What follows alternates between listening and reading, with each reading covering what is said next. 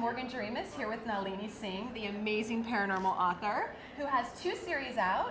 One is The Side Change Lane, but today we're going to be talking about your archangels. Yes. Super exciting. A couple books ago, you introduced Elena and Raphael.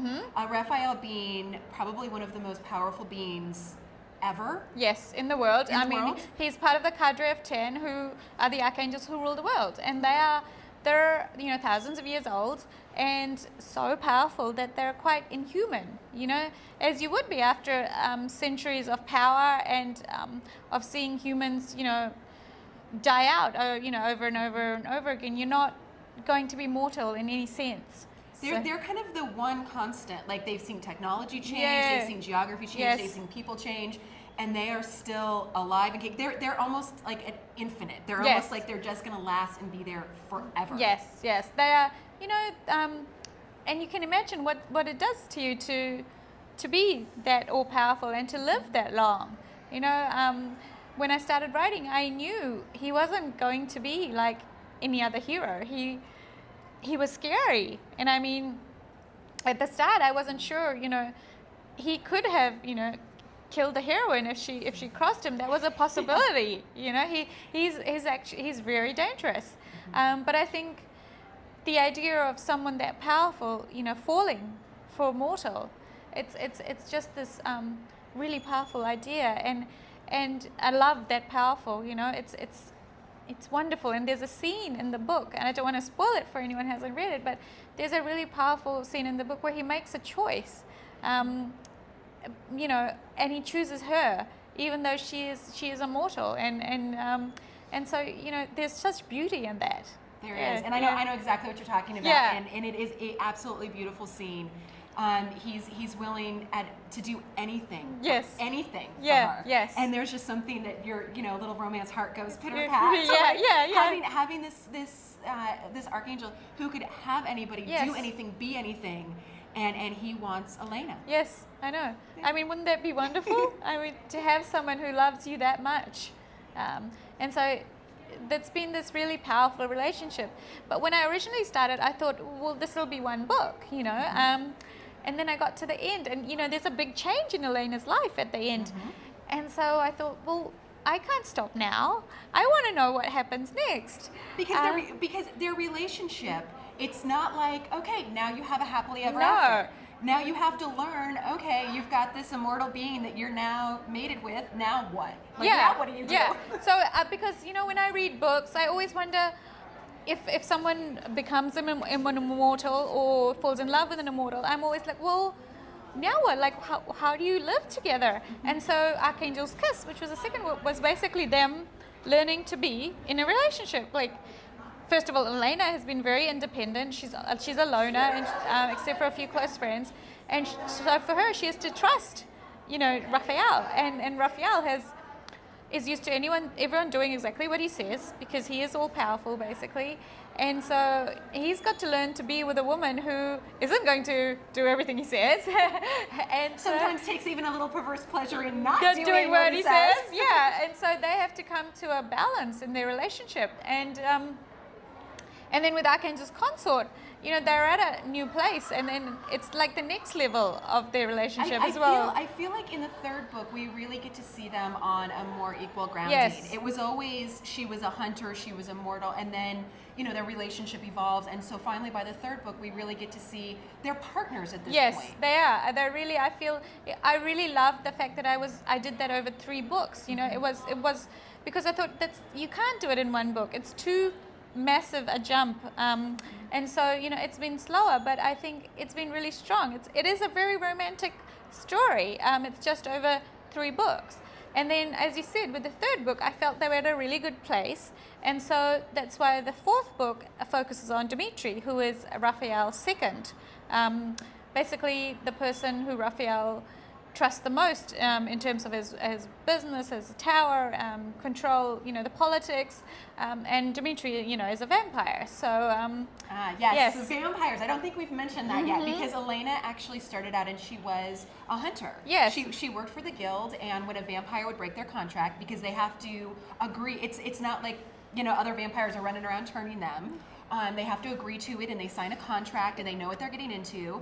And when they break the contract, it was the guild's job to round them back up again and give them back to their masters. That's right. They don't kill the vampires because the vampires are the servants of the angels. As you said, they sign the contract to serve for 100 years in return for near immortality.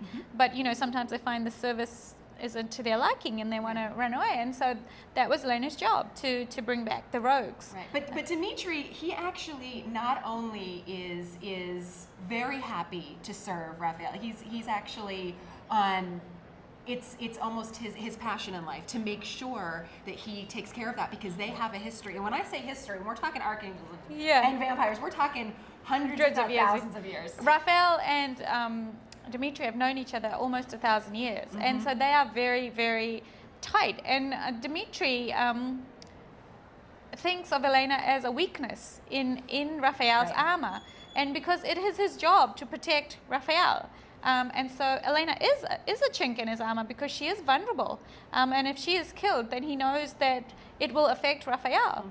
And so Dimitri's never been Elena's biggest fan, Which adds a really interesting thing, because he is so close to Raphael, to have somebody that's kind of like, well, maybe we should, drop her off the nearest cliff. She's getting in the way. Whoa. I mean, that's logical. I mean, that's his job. He's supposed to protect. He's supposed to protect Raphael. But now, of course, his job is also to protect Elena, because she is so important to Raphael. And so even though he thinks that she is a weakness, he will do his job. He will do anything to protect her. And so I think that's really interesting, because his loyalty is to Raphael, to the point that he will go against his instinct to protect is to get rid of Elena, but Raphael has asked him that to protect her, and so he will do anything to protect her. And I just think that's really interesting. And the conversations that Elena and Dimitri have, they're so much fun, because it's like they're just got these knives, the agenda behind it's fun, And in Archangel's Blade, in the fourth in the series, it's about Dimitri. Yes. To say that he's damaged is like saying the sun is hot. It's like it goes so far beyond damage. Yeah.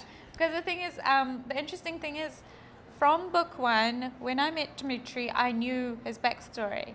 I knew what made him who he was, and I think that's been really important in terms of how I've written him and how he's come across on the page, because I think a lot of people have said, oh, I can't see him as a hero at all, because he has been really, as I said, he hasn't been particularly nice. a lot of readers, I can imagine, don't like him because he gave such pushback to the hero and heroine of the first three books. But I think when you read his book, you'll see why he is as he is. And I think, and the thing is, in his book, he doesn't soften. He is still Dimitri. He is still exactly who he was. No, you keep his character. He's very hard, but at the same time, I think he is very much a hero. Because you begin to understand what shaped him, and what shaped him is as you said, he's so damaged by what happened that you can imagine how else could he be. This is who he had to be to survive, and I think Archangel's Blade is just such a deeply romantic book. I just truly think it is a really, really romantic book. He finds his own weakness, so I think he understands Raphael a little bit, because he also has a woman that comes in. Yeah. So he's gonna have his own weakness. So and I think it's always fun as a reader and as a writer to see someone fall. Someone who is so remote and so tough, and then you see them fall, and Dimitri, he falls hard, and doesn't want to admit it. It takes him a long time. Of course. I mean, it was never going to be easy. But yeah, I'm really excited about the book, and I really hope readers enjoy it as well. I loved it, and I loved that we get more, because I was worried once we do see kind of the Elena Raphael story come to its conclusion. I was like, well, I hope we get more archangels, and you went right into Dimitri, and I was wondering, there's more, Raphael has more people that he has within his group. Are we going to get to see their stories? Yeah, and actually I'm thinking I might possibly go back and do another Elena and Raphael book. Oh, wow. Because, there's a lot of stuff, with Kalyan, his mother, and Elena's family. There's a lot of stuff there that needs to be worked out. So, that's a real possibility, because I think, it would be really fun to to actually go back, because their relationship is still developing, you know, in every level. But the rest of Raphael's 7, who are the 7 who are loyal to him, yeah, definitely. I think I was actually talking to a fan of yours the other day, and the 7 is made up of all sorts of different, you know, vampires and creatures, and Venom is really interesting because he has almost like a snake-like appearance, and I remember the fan told me, she's like, for Nalini, I'd even read Venom's story. Because how many people would be able to turn him into a hero? It's really interesting, because when I first wrote Angel's Blood, as I said, I thought it would be a standalone. So I wasn't kind of thinking, I'm setting up sequels. I just wrote the characters as they came. And, you know, Venom, he has the eyes of a viper, you know, and so I never thought, this is a hero kind of, but you know, he's really, really interesting. And I think particularly in Archangel's Blade, you see him in like a kind of a different concept, and you're like, he's fascinating. And I can see myself writing a book about him. But for me, I've always been like, it must be the right story for each character. I must do them justice. And I felt this was Dimitri's story, and I felt really strongly about that. And so, you know, I wrote his story, and then I have ideas for some of the other 7 as well, you know. Bluebell, will Ilium get a story? The angel, Oh, he has such a fan club, you know. Well, because out of all of the 7, he's the one that really, when Elena first came, he really befriended her and really helped her make the transition into her new life. And so I think we already see him as a hero, so it makes sense that we want his book. It's really interesting. So I've handed in the novella for Galen and Jessamy, Galen is another one of the 7, as you know. And you see a little bit of Ilium in that, and you get a little bit of a hint of, you know, his history and things. And I definitely do want to write Bluebell's book, because, I mean, how could I not? I just haven't quite decided at which point I'll be writing it. Well, we have it on camera. I'm holding you to that. I'm holding you to he's going to get a story. Oh, definitely. Well, everyone should run out and start with the Archangels. Obviously, start with the first one to get Elena and Raphael, but Archangel's Blade is out now, so you got to run out and get it. Yes, it's fabulous.